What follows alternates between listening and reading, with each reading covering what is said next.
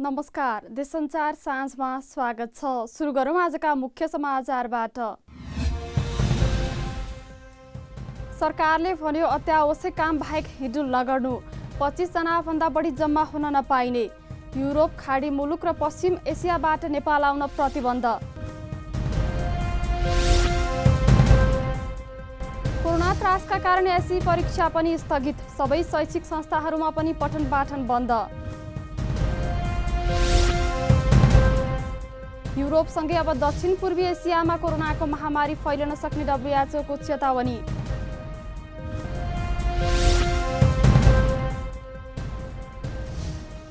र युभेन्टसका 2 खेलाडीमा कोरोना भाइरसको संक्रमण।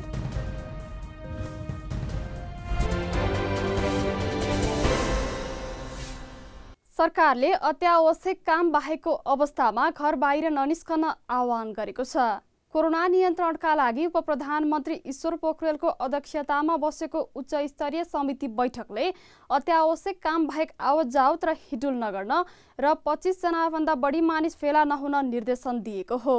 त्यस्तै सार्वजनिक सवारी साधनमा सिट क्षमतामा मात्र यात्रु ओसार पसार गराउन पनि निर्देशन दिएको छ। सरकारले युरोपका सबै मुलुकहरू, पश्चिम एसिया लगायत खाडी मुलुकहरू, इरान, टर्की, मलेसिया, जापानबाट आउने र ती मुलुकका ट्रान्जिट बनाई जुनसुकै मुलुकबाट आउने यात्रुहरूलाई शुक्रबार मध्यरातदेखि लागू हुने गरी प्रतिबन्ध लगाउने निर्णय समेत गरेको छ।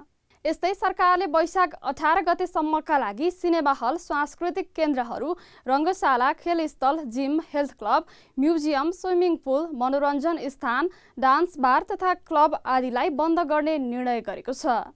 सरकारले सञ्चार माध्यम र सामाजिक सञ्जालबाट गलत सूचना र अभिव्यक्ति दिएमा कानुन बमोजिम कडा कारबाही गरिने जनाएको छ। सरकारले व्यापक दबावपछि भोलिदेखि सुरु हुने एसई परीक्षा पनि स्थगित गरेको छ। नेकपा सचिवालय समितिको बैठकको आग्रहपछि सरकारले बुधबार साँझ यो निर्णय गरेको हो। उपप्रधानमन्त्री ईश्वर पोखरेल नेतृत्वको उच्च स्तरीय समितिले यो निर्णय गरेको हो। यद्यपि सरकारले त्रिभुवन विश्वविद्यालय सहित विभिन्न विश्वविद्यालयका निर्धारित परीक्षा स्थगनबारे कुनै सूचना जारी गरेको छैन।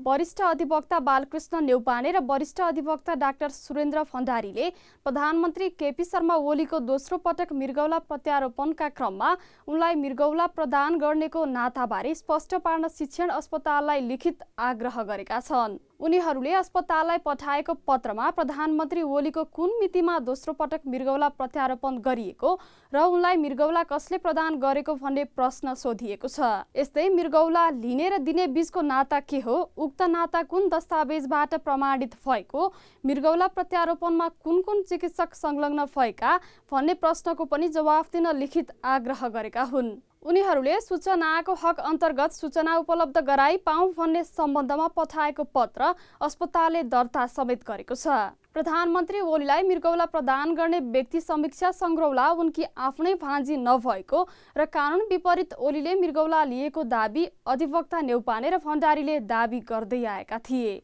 अघिल्लो महिना फागुन 21 गते प्रधानमन्त्री ओलीले दोस्रो पटक मृगौला प्रत्यारोपण गरेका थिए। विशेष सेवा ऐन मार्फत टेलिफोन टेपिङ गरेर नागरिकको गोपनीयताको हक हनन गर्न खोजेको भन्दै विरोध जनाएको नेपाली काङ्ग्रेस अब दुरुपयोग नहुने गरी टेलिफोन टेपिङ गर्न दिन सहमत भएको छ। राष्ट्रिय सभाको विधान व्यवस्थापन समितिमा काङ्ग्रेसले यस विषयमा मध्यमार्गी बाटो अपनाएर फोन टेपिङ गर्न दिने कुरामा सहमति जनाएको हो। नेपाल विशेष सेवाको गठन र सञ्चालन सम्बन्धी कानुनलाई संशोधन र एकीकरण गर्न बनेको विधेयक मार्फत सर्वसाधारणको फोन टेपिङ गरेर मौलिक हक र गोपनीयताको हक हनन गर्न खोजिएको भन्दै काङ्ग्रेसले लगातार विरोध जनाउँदै आएको थियो। काङ्ग्रेस सभापति शेरबहादुर देउवाले पनि सार्वजनिक रूपमा यसको विरोध गर्दै आएका थिए। राष्ट्रिय सभामा नेपाली काङ्ग्रेसका सांसद प्रकाश पन्थले विधेयकमा टेकेर सरकारले प्रेमी प्रेमिका बीचको टेलिफोन कुराकानी सुन्न सक्ने समेत टिप्पणी गरेका थिए। यही व्यवस्थापनमा लगातार विरोध प्रकट गर्दै आएको काङ्ग्रेसले अहिले मध्यमार्गी बाटो रोज्दै दुरुपयोग नहुने सुनिश्चितता गरेर फोन टेपिङ गर्न दिने कुरामा सहमत भएको हो। राष्ट्रिय सभामा विपक्षी दलका नेता समेत रहेका कानुनविद राधेश्याम अधिकारीले त्यसरी टेपिङ गरेको सूचना दुरुपयोग नहुने सुनिश्चितता भएको स्थितिमा यो व्यवस्था राख्न सकिन्छ भनेर सहमति जनाए।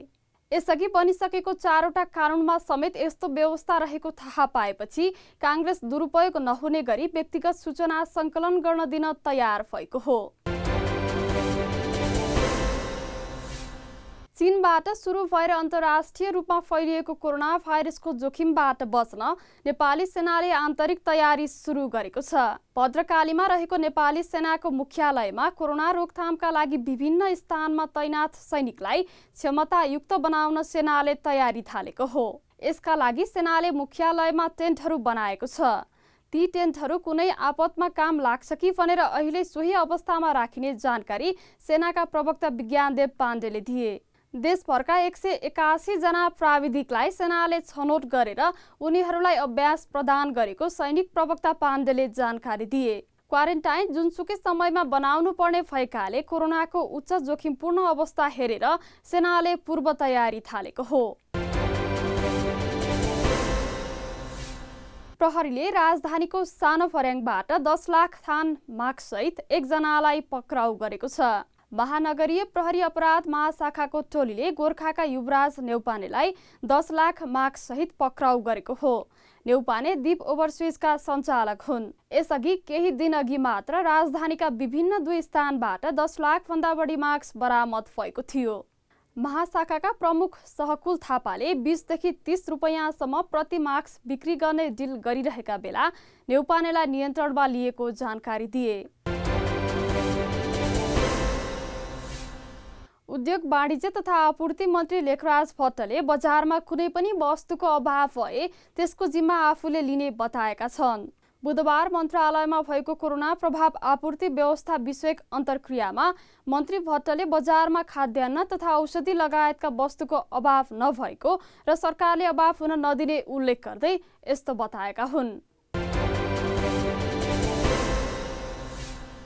किसानले उत्पादन गरेको कुनै पनि वस्तुको बिक्रीको ग्यारेन्टी सरकारले लिने भएको छ। बुधबार मन्त्रालयमा पत्रकार सम्मेलन गरी कृषि तथा पशुपक्षी विकास मन्त्री घनश्याम भुसालले आफ्नो कार्ययोजना प्रस्तुत गर्दै तोकेको मूल्यमा किसानको उत्पादन बजारमा बिक्री नभए सरकारले किनिदिने बताएका हुन्। उत्पादन सामग्रीमा अनुदान, सबै किसानको घर दैलोमा प्राविधिक सेवा टेवा, सस्तो र सुलभ ऋण लगायतको ग्यारेन्टी गरिएको उनले बताए। यातायात व्यवसायीहरूले भिडभाड हुने ठाउँ र बस पार्कहरूमा हेल्प डेस्क राख्न माग गरेका छन्। नेपाली यातायात व्यवसायी राष्ट्रिय महासङ्घका महासचिव सरोज सिटौलाले सरोकारवालाहरूसँगको छलफलमा देशका विभिन्न बस पार्कहरू, उपत्यकाको कलङ्की, गोङ्गबु बस पार्क, लगनखेल लगायतका ठाउँमा हेल्प डेस्क स्थापना गर्नुपर्ने बताए। अब अन्तर्राष्ट्रिय समाचार। कोरोना भाइरसको संक्रमणलाई लिएर विश्व स्वास्थ्य संगठनले दक्षिण पूर्वी एसियाली देशका लागि कडा चेतावनी जारी गरेको छ। कोभिड-19 को संक्रमण विस्तार हुन नदिनका लागि गरिएका प्रयासहरूलाई तत्काल सघन र प्रभावकारी बनाउन नसकिए अवस्था भयावह हुने भन्दै डब्ल्युएचओले दक्षिण पूर्वी एसियाली देशलाई सचेत गराएको हो। डब्ल्युएचओ को दक्षिण पूर्वी एसियाकी क्षेत्रीय निर्देशक डाक्टर पूनम खेत्रपाल सिंहले अवस्था तीव्र गतिमा बिग्रदै गएकाले भाइरस धेरै मानिसमा फैलिन नदिनका लागि अपनाउने सावधानीहरूलाई बढाउनु पर्ने बताएकी छन्। डब्ल्युएचओले दक्षिण पूर्वी एसियाली क्षेत्रका रूपमा परिभाषित गरेका 11 मध्ये 8 देशमा कोरोना भाइरसको संक्रमण देखिएको छ। थाइल्यान्डमा सबैभन्दा धेरै 177 जनामा संक्रमण पुष्टि भएको छ। यस्तै इन्डोनेसियामा 134, भारतमा 125, श्रीलङ्कामा 19, मालदिप्समा 13 तथा बङ्गलादेशमा 5 जनामा संक्रमण पुष्टि भएको छ।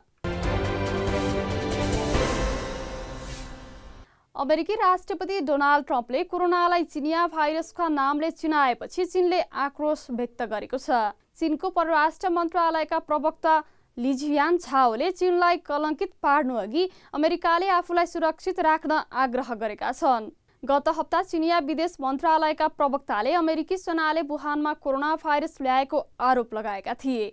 उक्त आरोप आधारहीन भएको भन्दै अमेरिकी विदेश मन्त्री माइक पोम्पेओले अरूलाई दोष नलगाउन चीनलाई चेतावनी दिएका थिए। अमेरिकी राष्ट्रपति ट्रम्पले सोमबार एक ट्विट मार्फत कोरोना भाइरसलाई चिनिया भाइरसको नामले चिनाएका थिए।